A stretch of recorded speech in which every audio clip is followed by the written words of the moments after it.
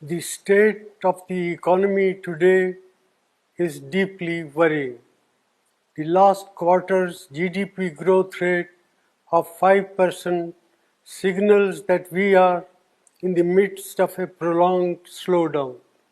India has the potential to grow at a much faster rate, but all-round mismanagement by the Modi government has resulted in this slowdown.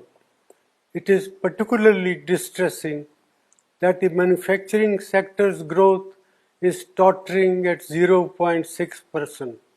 This makes it very clear that our economy has not yet recovered from the man-made blunders of demonetization and a hastily implemented GST.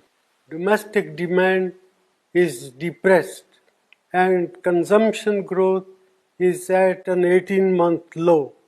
Nominal GDP growth is at 15-year low. There is a gaping hole in tax revenues. Tax buoyancy remains elusive as businessmen, small and big, are hounded and tax terrorism continues unabated. Investor sentiment are in doldrum. These are not the foundations for economic recovery. The Modi government's policies are resulted in massive jobless growth.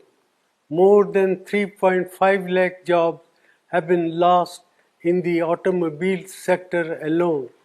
There will similarly be large-scale job losses in the informal sector, hurting our most vulnerable workers.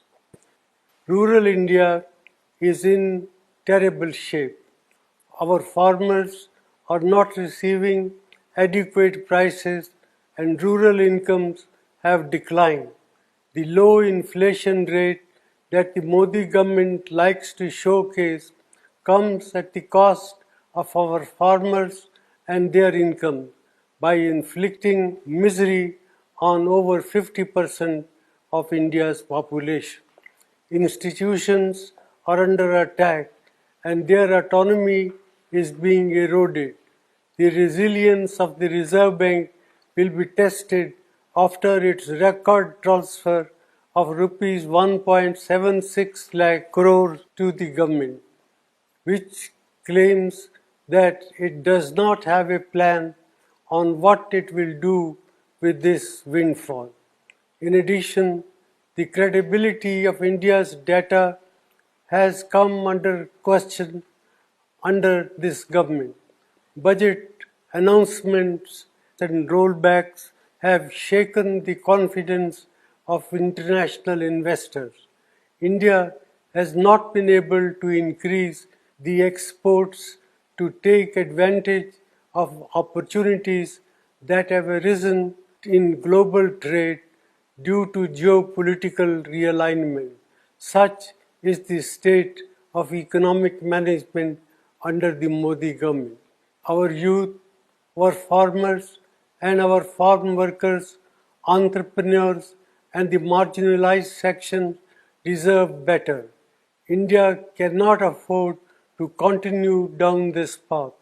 Therefore, I urge the government to put aside vendetta politics and reach out to all sane voices and thinking mind to steer our economy out of this man-made crisis.